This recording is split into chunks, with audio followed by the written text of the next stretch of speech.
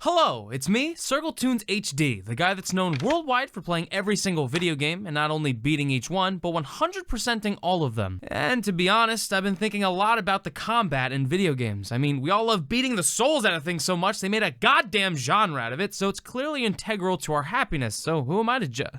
Hey, Sam, you're not playing Football Manager over there again, are you? Oh, shit.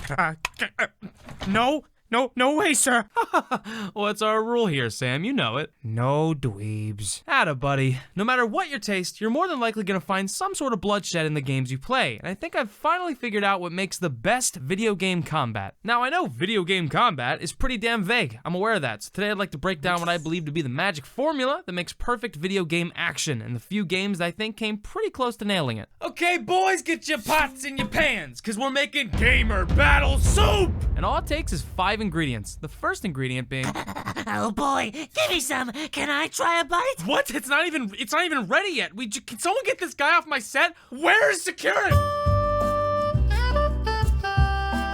Okay, so the first ingredient is agency. Having the ability to move where you want, strike when you need to, and fight the way you want to fight is one of the most crucial aspects of video game battles. I believe that means one character with independent movement and a wide range of abilities. You should be able to see your target and instantly theorize how you want to handle the situation, meaning it has to be decently open world in a sense. Being able to not engage in combat is just as important as being able to. This can be done through stealth, optional segments, or even challenge areas where you get massive rewards for completing them, but it should be up to you. Haha! A demon portal, where if I enter and destroy 10 ghouls in 20 seconds, I get 500 XP? That sounds pretty good! If a game glues you to a narrow set path, it can really make playthroughs feel similar, which isn't necessarily bad, but variety is great, especially when talking to a friend about their playthrough. Yeah, man, I struggled with that third boss. It took me like 30 minutes of shooting arrows at his face to take him down. Really? Are you serious? He's weak to bombs. You just set up one massive trap and kill him in one hit.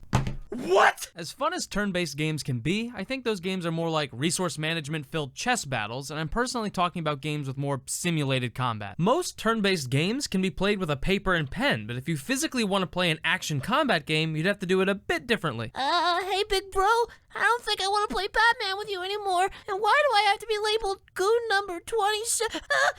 Okay, good, we're focused. Okay, our second ingredient is control. I'm just gonna say it, button mashing is goddamn stupid. Combat should be fun and engaging. I want to fall in love and get married to the combat system. I now pronounce you a depth-filled control scheme that rewards skilled play. Oh, damn, this shit bust. The control scheme should be pushed to its absolute limit. If the combat loop is mash 1 or 2 buttons, only to pause and hit the counter button when an enemy has a massive sign above their head, as cool as it may look, it's not really interesting. Fuck, you got like 37 buttons on these goddamn things. Use them. I want to see every button utilized and having its own purpose, then combine some buttons to have additional uses later on. If the game starts out simple, that's fine, but as time goes on, I want to see players moving their controller like they're a professional goddamn pianist.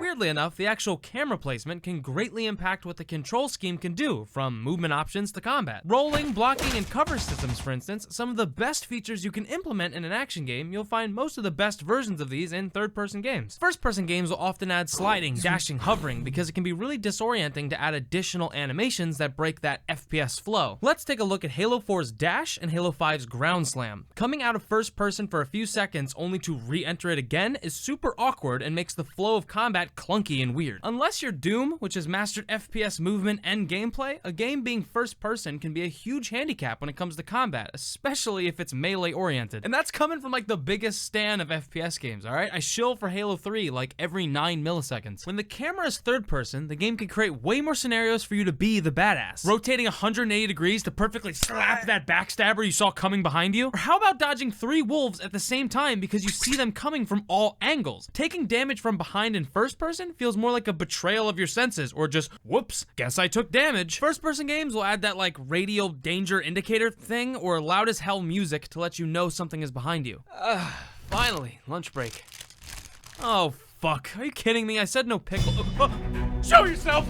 Who's there? What do you want from me? So in summary, camera angles and complex but understandable controls can go a really long way. And now that we've got the actual player side of things down, let's move on to what the game should actually throw at us. Our third ingredient is imbalance. The goal of almost any action game is to overcome challenges and grow through player experience, but this should always be a tug-of-war style system. Slay many things, get stronger, lose battle, learn from mistakes. If only I could learn from my mistakes. The game should unleash obstacle after obstacle designed to challenge you, but in the end, for you also to succeed. It should train and teach the player multiple mechanics and enemy types and how to handle each one. But the second you get comfortable with them, it should completely weaponize that comfortability. Let's take our boy Carl over here. He's got a big shield and a lot of social anxiety. Hey, why'd you have to tell him that? Shut up! You can either flank him from behind or break his guard with a shove attack, staggering him and leaving him open to be slapped around a little bit. But once you're pretty good with that system, the game should introduce a new shield enemy that, when shoved, shoves back harder, making you fall on the ground and exposing your poop pants. No, stop looking, please. I swear it's just dirt. It's just dirt. In the same vein, difficulty and power levels should also change and adapt over time. An enemy type that at the beginning they might throw 1 or 2 at you, later on you should be able to mow down 5 or 6. You should be able to feel the progression. One of the worst things you can do is have every single thing scale with the player. If at level 1 you do 1 damage to a 10 health enemy, but at level 30 you do 10,000 damage to the same creature that now has 100,000 health, congratulations, literally nothing has changed. Big number mean I'm big bad. You're falling for a government lie. You're a drone. Wake up. Wake up. Who did someone drug my drink again? Was it you, Terry? God, I can't do this show anymore. Oh, what step are we on? 4? We're on the 4th one? Okay, fourth ingredient is, evolution. And no, for starters, I'm not talking about, like, Pokemon evolving. Dumbass, even Pokemon evolving can suck. Look at Crabominable, one of the worst evolutions ever, coming from a pretty good Pokemon, Cabrawler. It's bullshit. I'm leaving. What I'm talking about is the evolution and slow change of a game's combat and flow. If 20 hours goes by and you're not really doing anything different, either the game doesn't have meaningful changes for you to pick from, or whatever worked from the start is just good enough. The combat structure must have huge incentives or requirements for progression. The last thing you want is for the player to feel like they have to get through the combat sections. Skill trees, item scaling, permanent upgrades. These are some ways that you can advance a game's combat mechanics, but when you do them fucking right, please. I don't want to see a skill tree filled with meaningless shit like 2% more damage with pistols. Swords now deal more damage to vegetarian scorpions. your toaster now toasts toast 18% faster. Oh boy, this is definitely the height of fantasy. Give me some comprehensive, interesting upgrades, man. I'm starving out here, please. You know a game's upgrades are good when you instantly wonder how you played the game without them. Now, I'm not saying the best combat has to involve deep, insanely complicated builds, but there's a sweet spot between fresh and interesting gameplay options and bogging a player down with needless choice or completely abandoning progression as a whole. It is all about the balance, baby. Now, before we get to the final ingredient, you probably have some ideas in your head of some games that have all of these components. Yeah, over here, Assassin's Creed.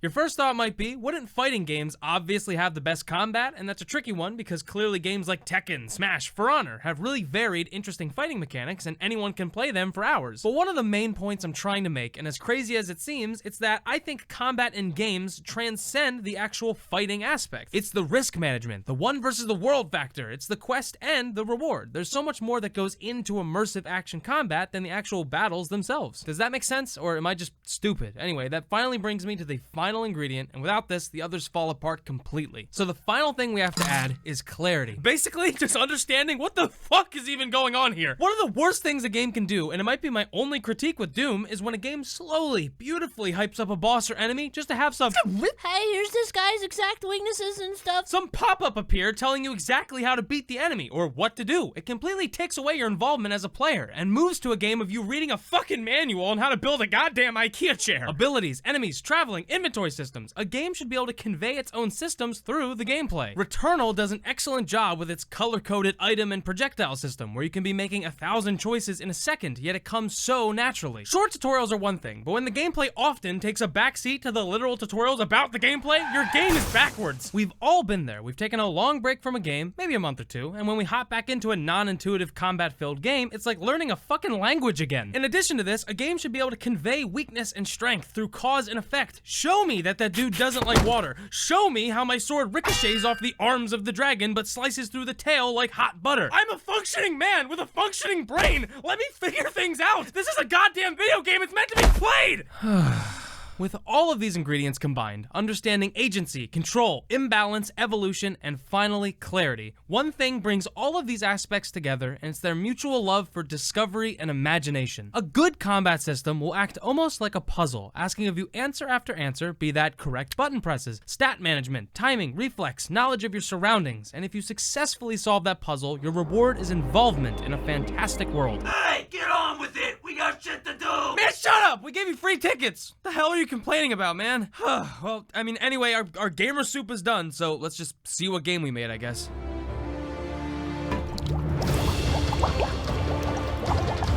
Boy.